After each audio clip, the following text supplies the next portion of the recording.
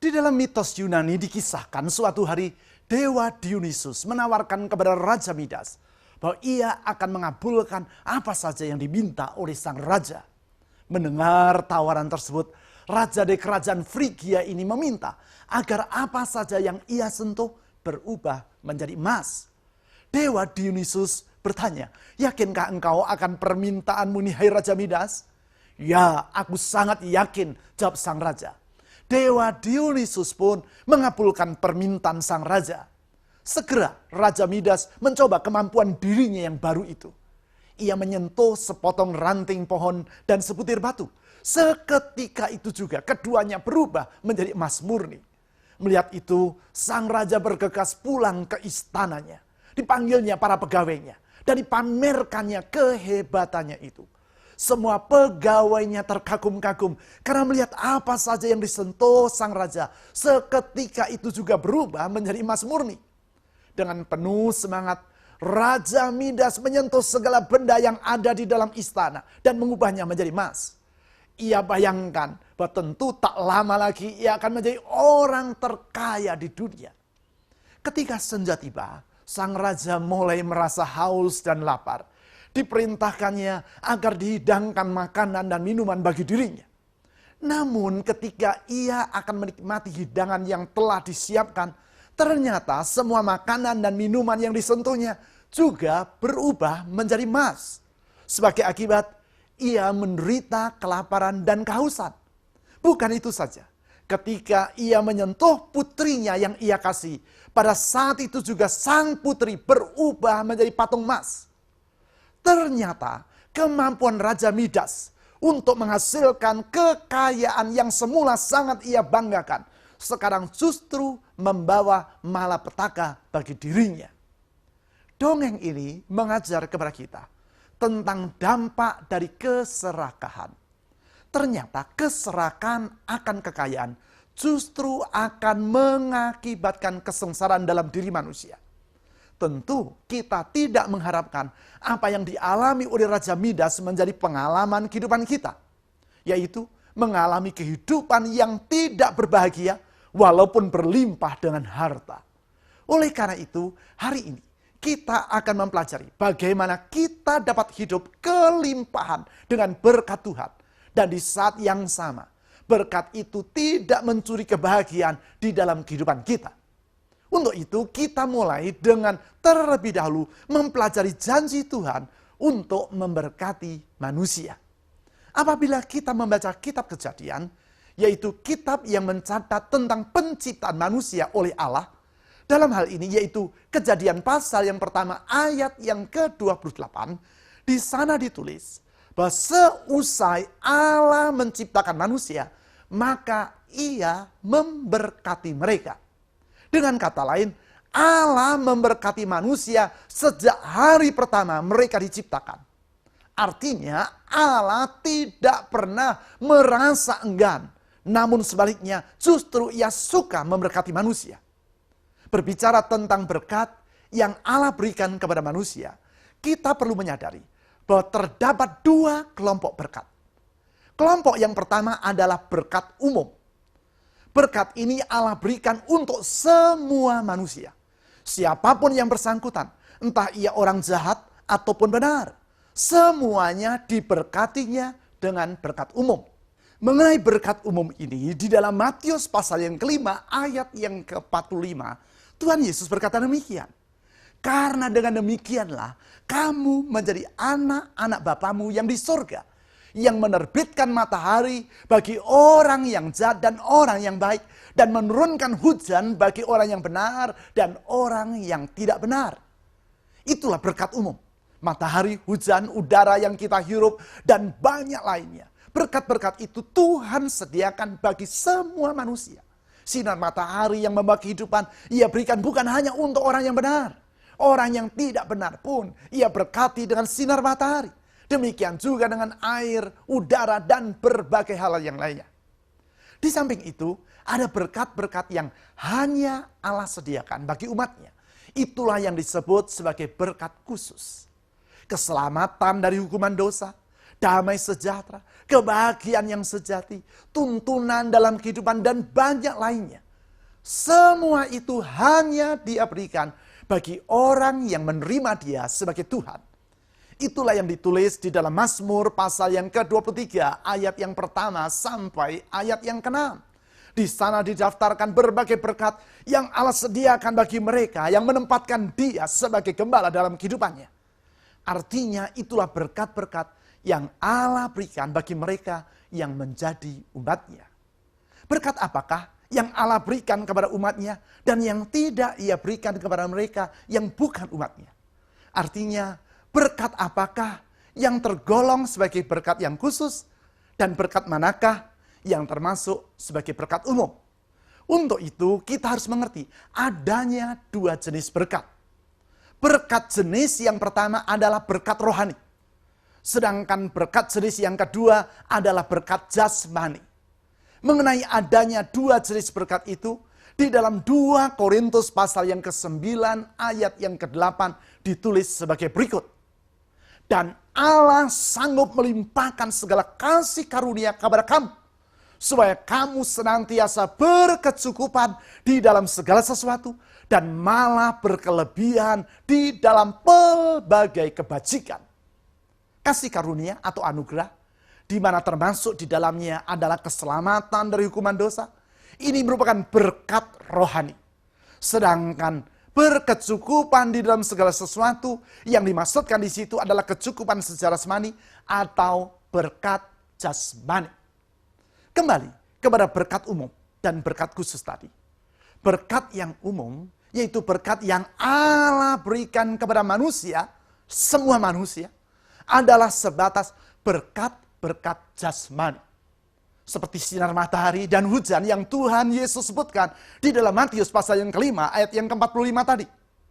Semuanya itu adalah berkat-berkat yang bersifat jasmani.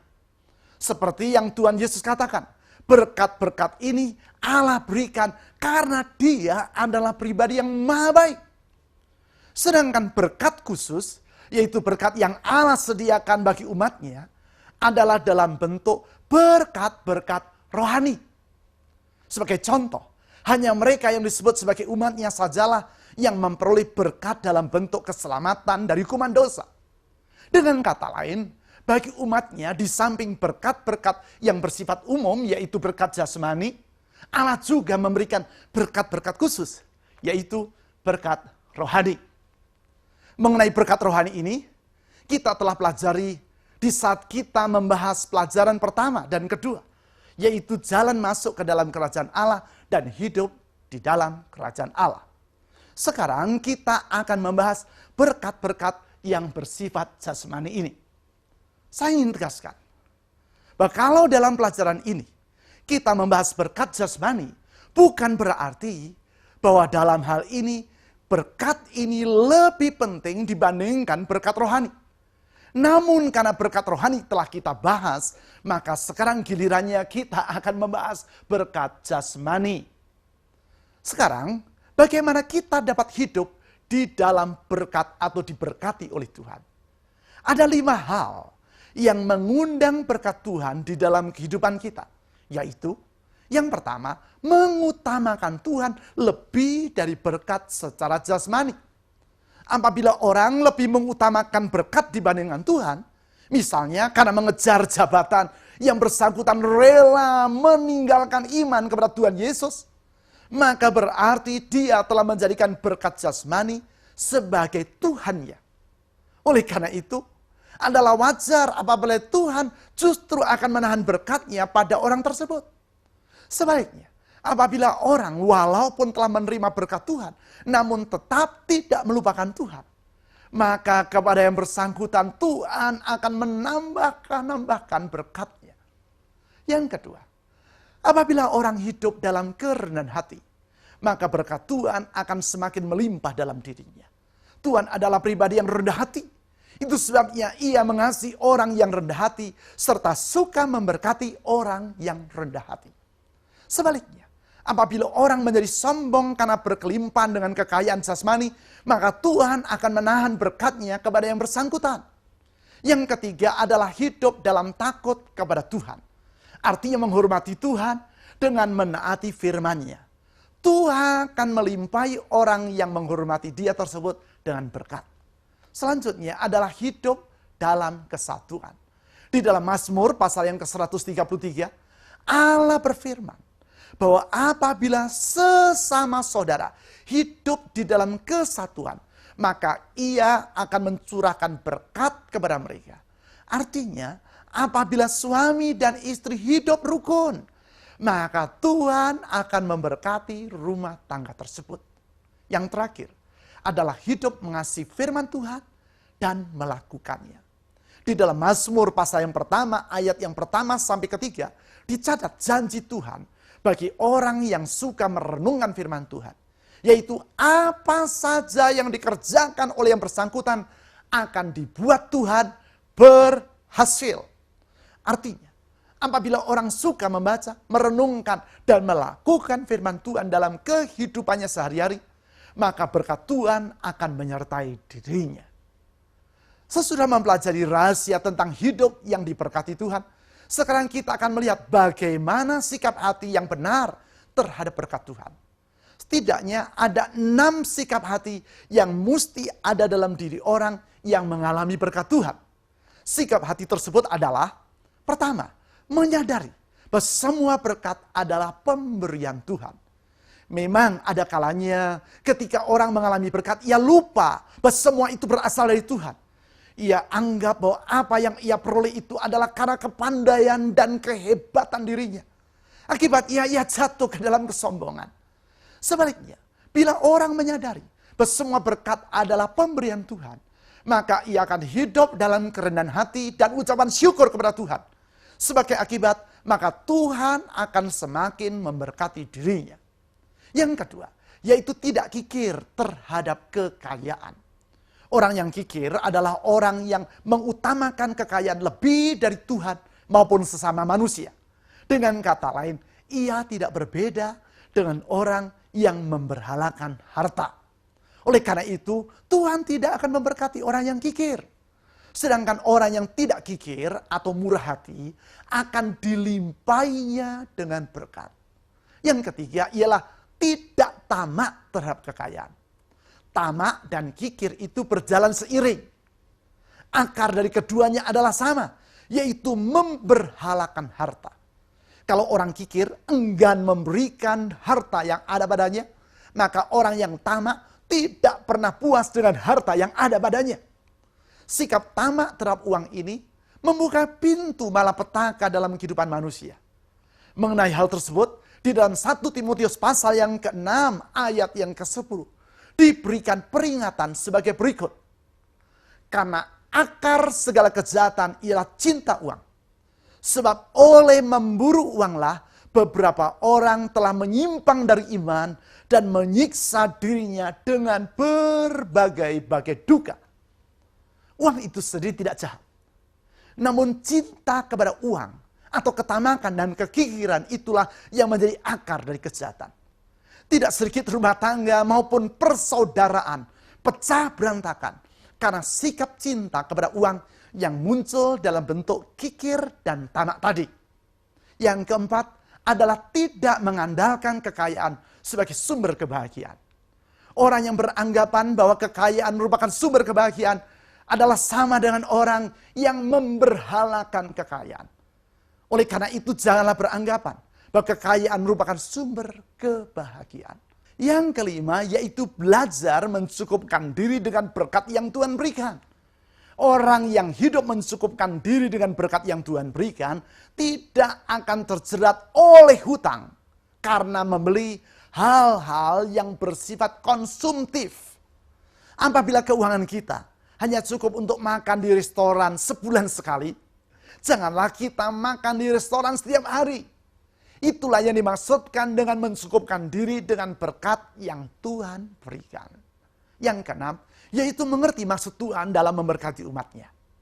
Tuhan memberkati umatnya agar mereka menikmati kebaikannya. Dan agar mereka menjadi saluran berkat Tuhan kepada orang lain. Termasuk di dalamnya menjadi saluran berkat rohani. yaitu agar mereka membawa bangsa-bangsa di dunia mengenal Allah yang sejati. Orang yang menikmati berkat Tuhan hanya untuk dirinya sendiri adalah sama seperti orang yang banyak makan namun tidak banyak menggerakkan tubuhnya. Orang itu tubuhnya akan menjadi, gemuk dan tidak sehat. Ya, orang yang hidup hanya bagi dirinya sendiri atau egois, kehidupannya tidak akan sehat. Sebaliknya, kalau orang hidup sebagai saluran berkat Tuhan bagi sesama, maka kehidupan yang bersangkutan akan sehat dan berkat Tuhan semakin melimpah bagi dirinya. Mengenai hidup yang tidak egois, namun menjadi berkat bagi sesama dan suka memberi persembahan kepada Tuhan ini, kita patut memperhatikan tentang adanya hukum menabur dan menuai yang diajarkan di dalam Alkitab. Hal tersebut ditulis di dalam 2 Korintus pasal yang ke-9 ayat yang ke-6 sampai ke-10. Di dalam ayat yang ke-6 dan ayat yang ke-10 dikatakan sebagai berikut. Camkanlah ini. Orang yang menabur sedikit akan menuai sedikit juga. Dan orang yang menabur banyak akan menuai banyak juga. Ia, maksudnya Tuhan, yang menyediakan benih bagi penabur dan roti untuk dimakan. Ia juga yang akan menyediakan benih bagi kamu dan melipat gandakannya dan menumbuhkannya buah-buah kebenaranmu. Saudara-saudari, dari ayat-ayat firman Tuhan tersebut, kita dapat menarik 2 pelajaran penting mengenai hukum menabur dan menuai ini. Pelajaran yang pertama yaitu apa yang kita tuai akan sebanding dengan yang kita tabur. Apabila kita menabur sedikit, maka yang kita tuai akan sedikit. Sebaliknya apabila kita menabur banyak, maka kita juga akan menuai banyak. Artinya, apabila kita menabur banyak untuk pekerjaan Tuhan, maka kita akan menuai berkat Tuhan yang banyak. Sebaliknya apabila kita bersikap pelit kepada Tuhan, janganlah heran apabila berkat yang kita terima juga sedikit. Pelajaran yang kedua yaitu Tuhan yang menyediakan benih untuk ditabur dan roti untuk dimakan. Artinya, kalau berkat yang Tuhan berikan kepada kita haruslah dipandang sebagai benih yang Ia sediakan. Seorang petani yang bijak tidak akan menghabiskan hasil panen yang ia peroleh dengan mengolahnya menjadi roti yang ia makan. Sebab bila demikian, ia tidak akan memiliki lagi benih untuk ditabur. Tetapi inilah yang ia lakukan. Sebagian akan ia sisihkan sebagai benih untuk ditabur, dan baru sisanya akan diolahnya menjadi roti untuk dimakan. Demikian juga berkat yang Tuhan berikan. Sebagian haruslah disisihkan untuk menjadi benih yang kita tabur melalui persembahan kepada Tuhan. Baru sisanya lah yang kita gunakan untuk memenuhi kebutuhan kehidupan kita sehari-hari. Pola hidup yang seperti ini akan mengakibatkan kita tidak pernah berhenti dalam menuai berkat Tuhan. Tadi saya utarakan bahwa menabur benih yang diutarakan di dalam 2 Korintus pasal yang ke-9 ayat yang ke-6 sampai ke-10 artinya memberikan persembahan kepada Tuhan. Mengenai persembahan ini, di dalam Alkitab kita menemukan adanya bermacam-macam persembahan yang Tuhan tetapkan. Hal tersebut antara lain dituliskan di dalam Maleakhi pasal yang ke-3 ayat yang ke-8, yaitu sebagai berikut. Bolehkah manusia menipu Allah? Namun kamu menipu aku. Tetapi kamu berkata, dengan cara bagaimanakah kami menipu engkau? Mengenai persembahan persepuluhan dan persembahan khusus. Di sini disebutkan adanya 2 macam persembahan. Yaitu yang pertama persepuluhan. Yang dimaksudkan dengan persepuluhan artinya adalah persembahan yang besarnya 1/10 dari berkat yang Tuhan telah berikan kepada kita. Artinya, apabila Tuhan memberkati kita sebesar Rp1.000.000 misalkan, maka persepuluhan dari berkat itu adalah sejumlah Rp100.000. Mengenai persepuluhan ini, ada beberapa catatan di dalam Alkitab yang patut kita perhatikan. Yaitu, yang pertama, bahwa persepuluhan adalah milik Tuhan. Artinya apabila Tuhan memberkati kita dengan 10 bagian, maka Ia mengizinkan kita untuk menikmati yang 9 bagian. Sedangkan yang 1 bagian lagi, atau 1/10 dari berkat itu adalah milik Tuhan. Catatan yang kedua, karena yang 1/10 itu adalah milik Tuhan, maka itu haruslah dikembalikan kepada Tuhan. Dengan kata lain, apabila seseorang mempersembahkan persepuluhan, sebenarnya ia mengembalikan kepada Tuhan apa yang memang menjadi miliknya. Katakan saja, arloji saya ini ada di rumah Anda. Dan Anda mengetahui bahwa arloji ini adalah milik saya. Apakah yang seharusnya Anda lakukan? Ya, tentu mengembalikan arloji ini kepada saya. Apabila Anda tidak mengembalikan arloji ini kepada saya, namun Anda gunakan bagi diri Anda sendiri, termasuk apakah tindakan Anda tersebut? Di dalam Maliaki pasal yang ketiga ayat yang ke-8, hal tersebut disebut sebagai menipu. Sebaliknya, apabila kita mengembalikan milik Tuhan, yaitu persepuluhan, maka tindakan tersebut akan mendatangkan berkat Tuhan.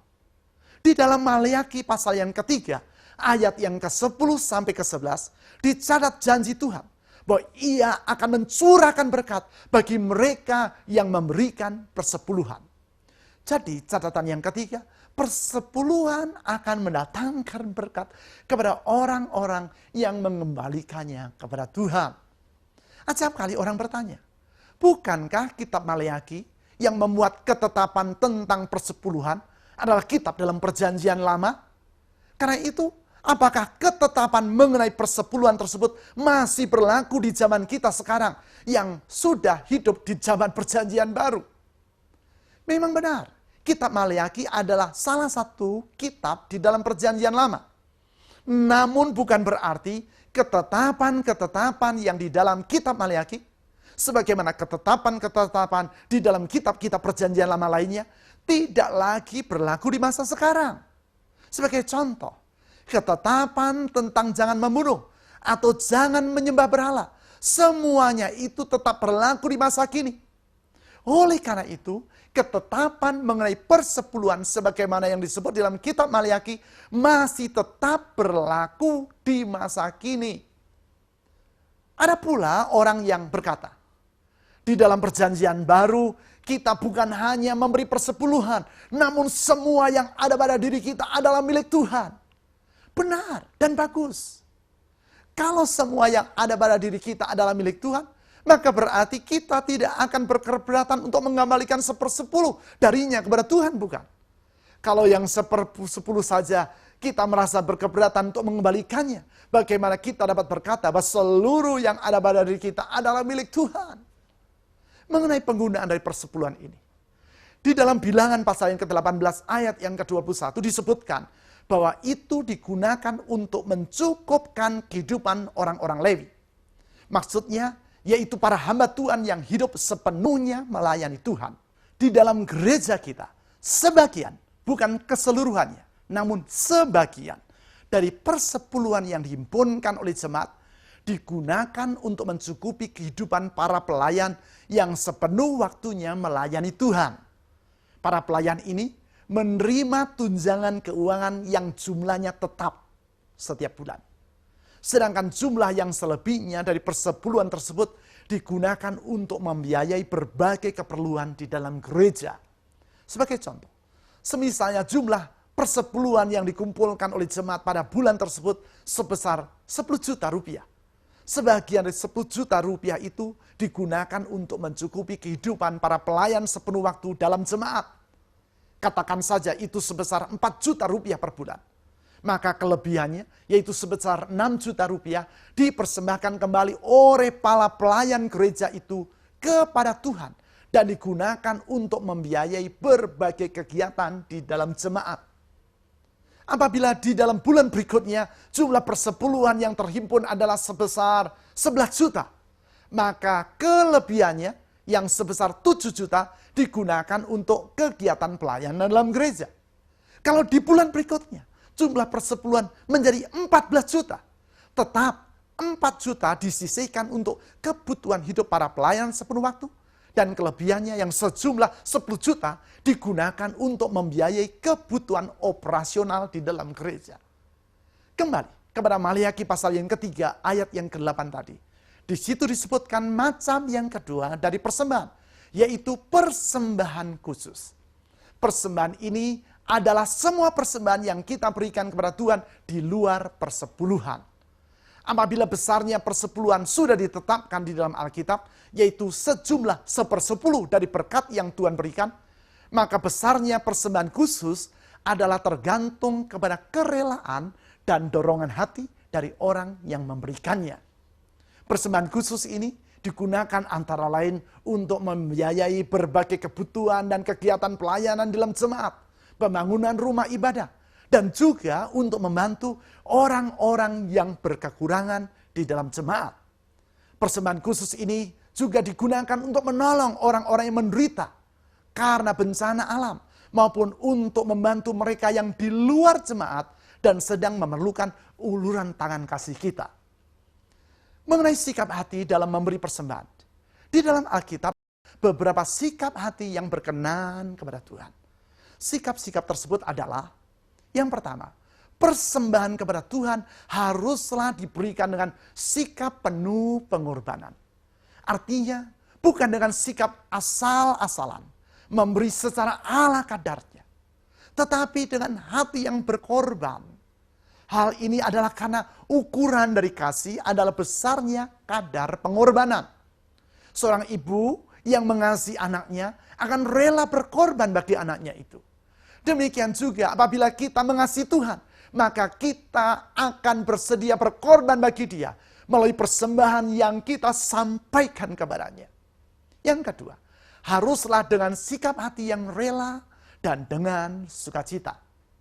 Yang ketiga, sebagai padanan dari sikap yang kedua ini, persembahan haruslah disampaikan kepada Tuhan tidak dengan terpaksa dan sedih hati. Kembali kepada contoh yang saya sebutkan tadi. Seorang ibu yang mengasihi anaknya akan rela berkorban bagi anaknya dengan sukacita. Demi untuk membiayai pendidikan anaknya, dengan sukacita ia akan rela berhemat. Ia tidak akan melakukan hal itu dengan terpaksa maupun sedih hati. Demikian juga apabila kita mencintai Tuhan, maka kita akan memberikan persembahan kepadanya dengan rela dan sukacita, bukan dengan terpaksa dan sedih hati. Di dalam 2 Korintus pasal yang ke-9 ayat yang ke-7 ditulis bahwa Allah mengasihi orang yang memberi persembahan dengan sikap hati yang seperti itu. Yang keempat, kita haruslah memberi persembahan dengan sikap rendah hati dan bukan untuk mencari nama. Ditegaskan oleh Tuhan Yesus di dalam Matius pasal yang ke-6 ayat yang ke-2 sampai ke-3. Ketika tangan kanan kita memberi sedekah, bahkan tangan kiri kita pun tidak boleh mengetahuinya. Artinya, bila kita memberi persembahan, janganlah kita menyombongkannya kepada orang lain. Maupun janganlah hal itu dilakukan agar kita dipuji-puji orang. Sebaliknya, apabila kita memberikan persembahan dengan rendah hati, maka Allah yang melihatnya akan membalas persembahan kita dengan berkat yang berlipat kali ganda. Sama seperti orang yang menabur benih senggenggam, tidak akan menuai hasil yang segenggam, tetapi hasil yang berkali-kali lipat. Saudara-saudari, kita memberi persembahan kepada Tuhan bukan sekedar agar kita diberkati. Memang Tuhan bersedia memberkati umatnya. Dan ia sendiri berjanji bahwa ia akan membalas persembahan umatnya dengan berkat yang berlimpah-limpah. Namun, kita memberi persembahan kepada Tuhan adalah karena kita mengasihi Dia. Tuhan patut kita kasih. Sebab Dia telah terlebih dahulu mengasihi kita dan mengorbankan dirinya bagi kita, manusia yang berdosa. Oleh karena itu adalah sepatutnya kita mengasihi Dia dan mengungkapkan kasih kita tersebut dalam bentuk persembahan kepadanya. Sekarang, waktunya bagi Anda untuk mendiskusikan apa yang telah Anda pelajari dalam buku panduan pemuritan pola hidup dalam kerajaan Allah di dalam kelompok Anda. Saya berharap pelajaran hari ini bukan sekedar menambah pengetahuan Anda, namun menolong Anda untuk hidup berkelimpahan dengan berkat Tuhan, baik secara rohani maupun jasmani. Selamat berdiskusi.